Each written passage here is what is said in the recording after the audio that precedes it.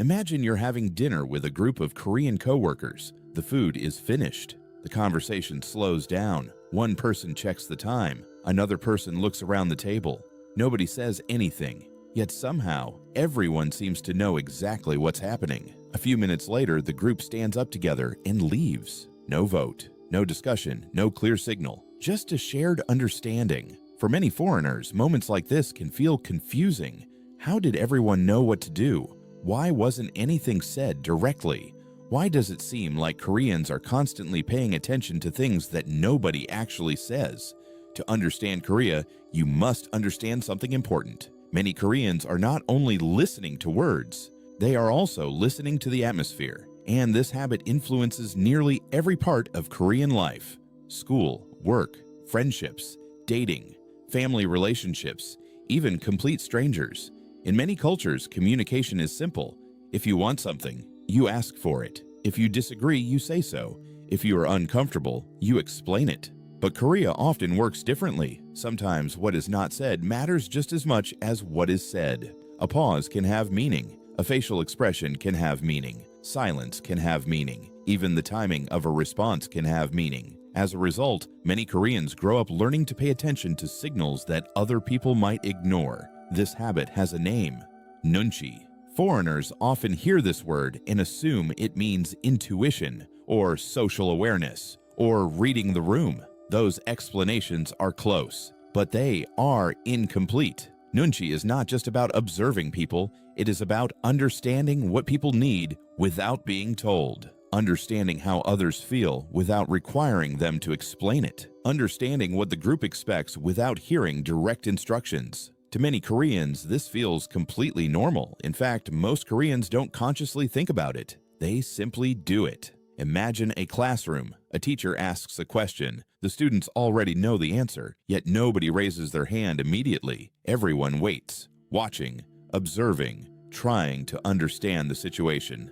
Who should answer? How serious is the question? What is everyone else thinking? A foreign student might see hesitation. A Korean student might see consideration. This difference reveals something important. Korean society has historically placed enormous value on harmony. For centuries, people lived within tightly connected communities. Families were large. Villages were small. Reputations mattered. Relationships mattered. Conflict carried consequences. In such an environment, understanding people became a valuable skill. Rather than expressing every thought directly, people often learned to anticipate each other's needs. Rather than confronting every disagreement openly, people often looked for ways to preserve harmony. Over time, this became part of the culture. Children hear phrases like, "read the situation," "think about other people," "have some nunchi."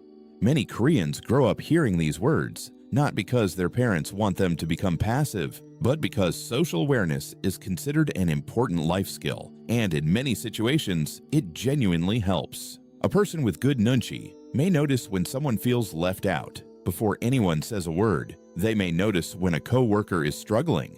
Before help is requested, they may recognize when a conversation is becoming uncomfortable. Before conflict begins. In this sense, nunchi can create empathy, consideration, and smoother relationships. But every cultural strength has a downside. The same awareness that helps people understand others can also create pressure. Imagine constantly monitoring the people around you, trying to avoid mistakes, trying not to create discomfort, trying not to stand out too much.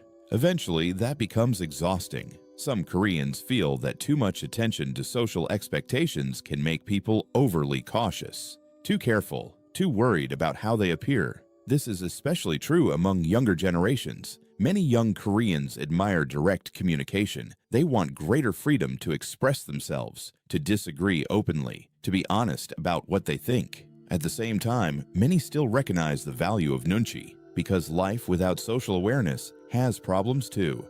Relationships become more difficult, misunderstandings increase, people become disconnected. This creates an interesting tension in modern Korea. The country is becoming more individualistic, yet the importance of social awareness remains. People want freedom, but they also want harmony. People want self-expression, but they also want consideration. And perhaps this is why Nunchi continues to survive. Not because Koreans enjoy hiding their feelings, not because they dislike honesty, but because they believe relationships require more than words. Sometimes understanding another person means listening carefully. Sometimes it means observing. Sometimes it means noticing what was never said at all. So why do Koreans always seem to read the room? Because for generations, Korean society taught people that understanding others is just as important as expressing themselves. And in a world where everyone is trying to be heard, Nunchi is a reminder that sometimes understanding begins with listening to what isn't being said.